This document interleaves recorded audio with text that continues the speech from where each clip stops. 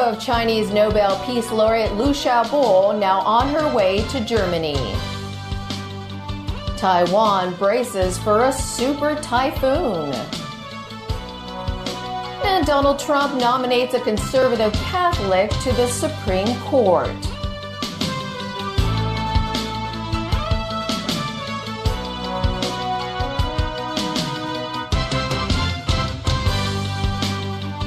Hello and a very good evening. Beijing confirmed this afternoon that the widow of Chinese Nobel Peace Prize laureate Liu Xiaobo has left the country. A foreign ministry spokeswoman said Liu Xia is heading to Germany to receive medical treatment in accordance with her will. All this ended an 8-year ordeal that drove the widow into depression and drew intense criticism of Beijing's human rights record. Jeff Tang reports. Just days before the first anniversary of Liu Xiaobo's death, his widow was finally allowed to taste real freedom. Liu Xia, who has been kept under varying degrees of house arrest shortly after her jailed husband was awarded the Nobel Peace Prize in 2010, boarded a Finnair flight to Germany at noon. That's according to her younger brother Liu Hui, who saw her off at the airport in Beijing. He thanked those who helped and cared for his sister on social media. He hopes Liu Xia's life will be peaceful and happy from now on. Her departure was also confirmed by her friend, mainland activist Ye Du, who said non-profit organizations in Germany have already arranged a home for her. Ye added the 57-year-old poet and artist chose Berlin because she has friends from China's dissident and literary circles in the German capital. This afternoon, Foreign Ministry spokeswoman Hua Chunying confirmed that Liu travelled to Germany to seek medical treatment in accordance with her will, without giving further details. But Hua dismissed any association between Liu's release and Premier Li Keqiang's meeting yesterday with German Chancellor Angela Merkel in Berlin. Germany said in May that Berlin would welcome Liu at any time, following the release of a recording of her crying in desperation and indicating she has lost hope of being able to leave China. Western governments and activists have urged China for years to release Liu Xia, citing the fact that she has never been charged with any crime. In Thailand, a rescue mission to save a youth soccer team enters its third day. Crews previously extracted 8 members of the squad from a flooded cave complex over the past 2 days. And there are reports 3 more people have been rescued, raising hopes that all 13 will be out by day's end. Peter Cabeos tells us more. Crews prepare for their latest rescue attempt to free members of a Thai youth soccer team and their coach. Rain flooded the cave complex they ventured into more than 2 weeks ago. The official overseeing things is confident this final portion of the mission will be a success. Despite rescuing 8 players in the previous 2 days, nothing is guaranteed. Last week, 1 rescuer perished, highlighting the dangers of the mission. For every 1 boy, there will be 2 rescuers, and a diving expert here in Hong Kong explains how the situation could go wrong. Because if they get into a tight restriction, and one part is called the choke, it's 15 inches wide. And if he gets into a panic mode in there and gets stuck in there, then they're all going to die because they won't be able to move. Near the cave, ambulances remain on standby, waiting to whisk the last members of the squad to a nearby hospital, where other members of the team are receiving medical attention. Medics say they're relatively healthy, but could spend up to a week in quarantine due to suspected lung infections. But they are in good spirits. Encouraging news to those closest to them. This relative says she's been praying for their safe return, and after so long underground, they're getting closer to once again being all above ground. Peter Cabeos, TVB News. Japanese authorities are trying to restore utilities after the country's worst weather disaster in 36 years killed 155 people over the past week.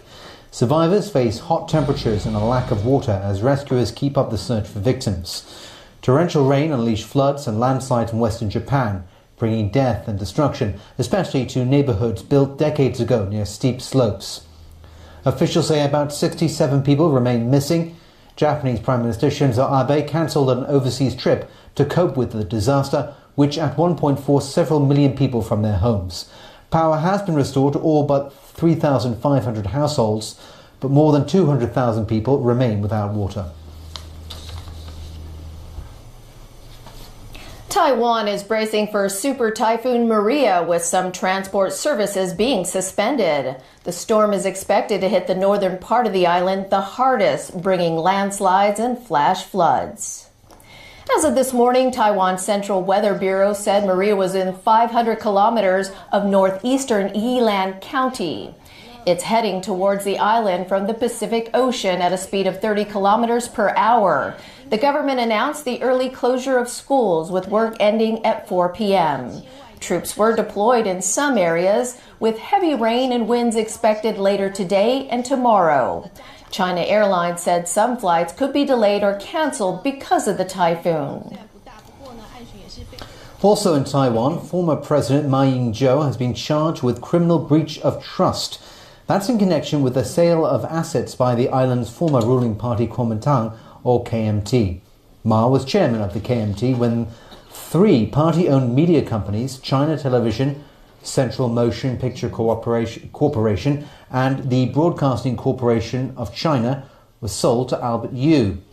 The Taipei prosecutor's office said today Ma knew that Yu was financially incapable of making the transactions, but he allegedly still forced the deals in favour of Yu, with the aim of falsely giving an impression that the KMT had withdrawn from the media. The prosecutor said the transactions came at the expense of the Central Investment Company and the party's assets in exchange for personal interests. In 2014, Ma was found not guilty of the charges for lack of evidence, but the prosecutors appealed.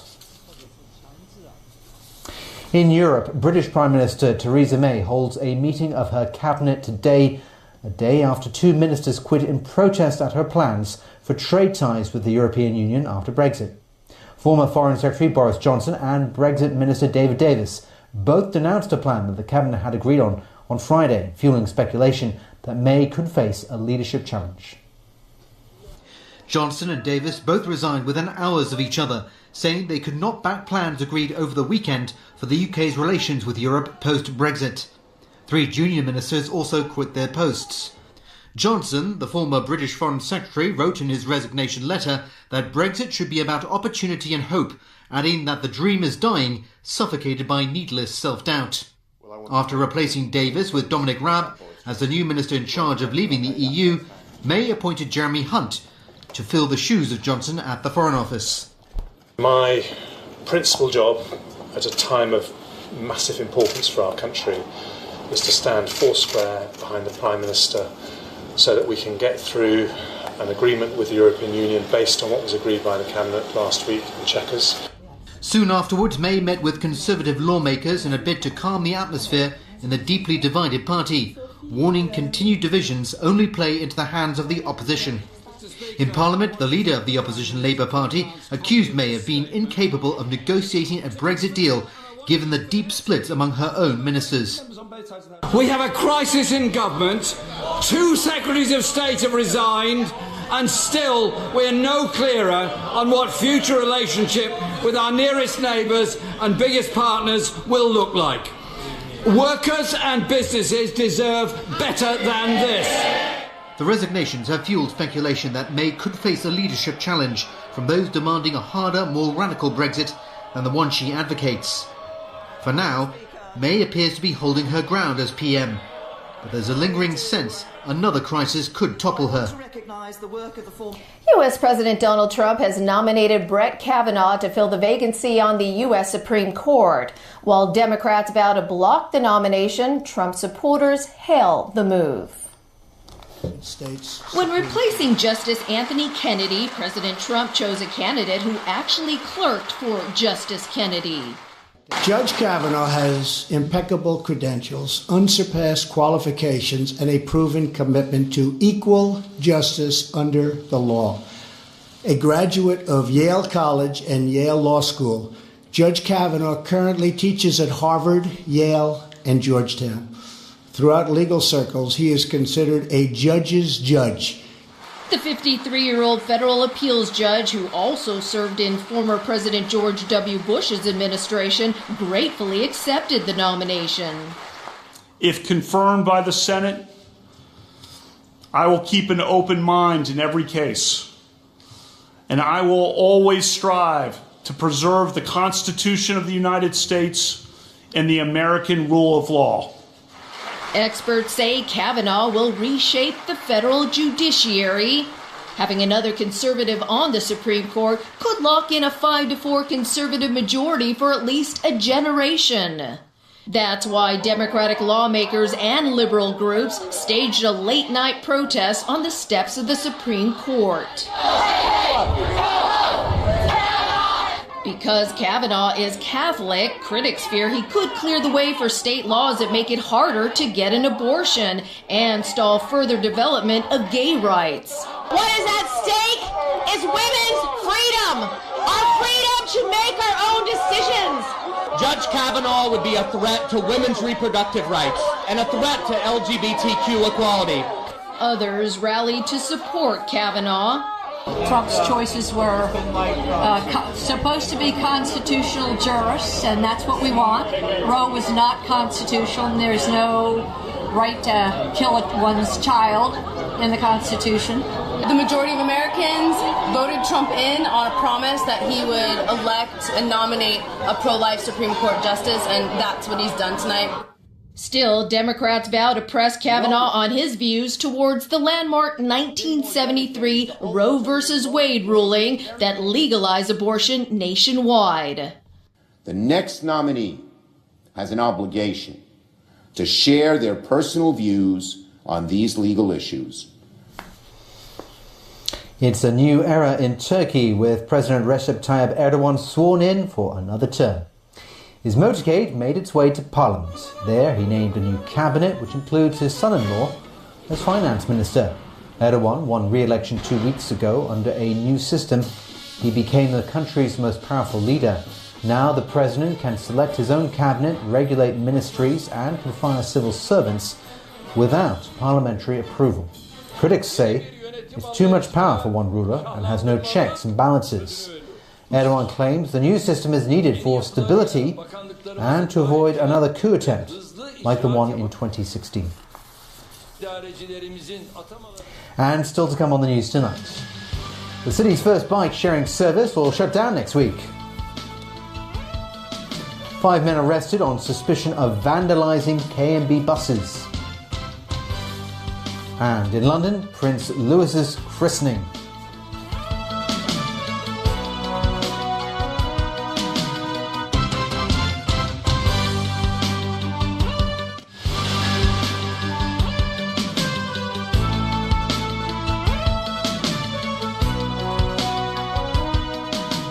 Welcome back. The city's first bike-sharing service, Gobi.bike, will shut down next week as the startup has gone bust.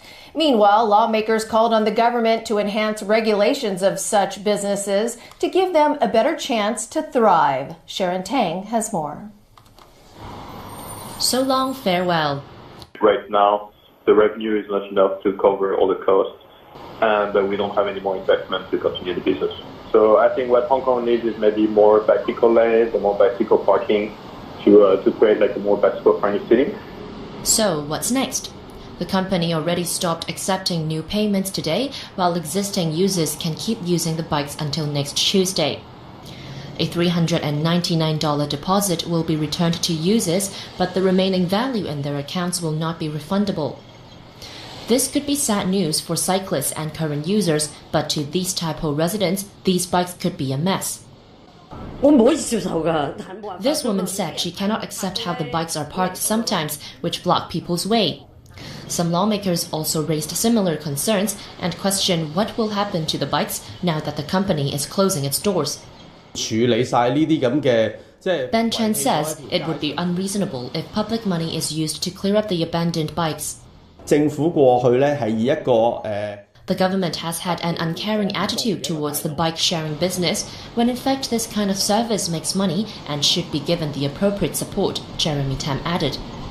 Gobi.bike stressed that is waiting for potential buyers to purchase its 10,000 bicycles. It pledged to find ways to recycle them otherwise. Sharon Tang, TVB News. Police have arrested 5 men on suspicion of vandalising buses. The 5 men, aged between 22 and 52, were rounded up in different parts of town this morning. An initial investigation suggests they were involved in 5 separate cases in which seats on KMB buses were slashed. 2 suspects knew each other and officers believe they acted together. While police are still searching for a motive, they've confirmed there are no KMB employees among the suspects. More than 51,000 candidates who sat the Hong Kong Diploma of Secondary Education examination will receive their results tomorrow. The superstar of this year's cohort will be a candidate who achieved the highest score of 5-star star in 9 subjects. Topping the list would be 8 others who attained 5-star star in 7 subjects. The Examinations and Assessment Authority revealed that 21,264 candidates managed to meet the minimum university entry requirement this year, a 1.3% increase from last year. Secondary school places allocation results came out today for the latest batch of primary school leavers. As Kena Chu reports, competition is stiffer than last year because of a higher number of applicants. Many happy faces in this classroom this morning. Nearly 90% of these primary students scored their first choices of secondary schools. I didn't think about I can have this result, so I'm very excited. I need to have many interview class and train my English and Putonghua. I was just really shocked and very happy. However, there are also some sad faces. The first choice, I'm very sad. After that, I will just go to my first choice to ask. More than 49,000 primary 6 students took part in the secondary school places allocation system this year. 89% of them have been allocated places at schools of their top 3 choices. 75% scored their top choices 1 percentage point lower than last year. Students who are not happy with their allocations can try to apply for places left unfilled in their choice schools. This principal says her staff provided adequate support for their students in school hunting. Provide a lot of interview training and psychological support for the student, and also we provide the parental seminar. To secure places, students need to register at their allotted schools by Friday. Otherwise, their places will be annulled. Students looking to knock on the doors of their preferred schools are recommended to bring along a portfolio on top of their report cards, recommendation letters, as well as identification documents. Kena Chu, TVB News. The Chief Executive in Council today announced the membership of the Commission of Inquiry that will look into construction flaws at Hung Hom Station. John Hartman, a former non-permanent judge of the Court of Final Appeal, will chair the commission, despite calls to widen the scope of the inquiry to include construction works at other stations of the Sha Tin to Central Link. The Chief Executive has rejected that idea. Entrepreneur and philanthropist Tin Ka Ping died this morning at the age of 99. Tin moved to Hong Kong in 1958 and set up a factory to manufacture plastic film. He established a foundation in the 1980s. Tin was awarded a Grand Bahia Medal in 2010. Chief Executive Carrie Lam issued a statement offering her condolences. And the Duke and Duchess of Cambridge's third child, Prince Louis, was christened yesterday at a royal chapel in London.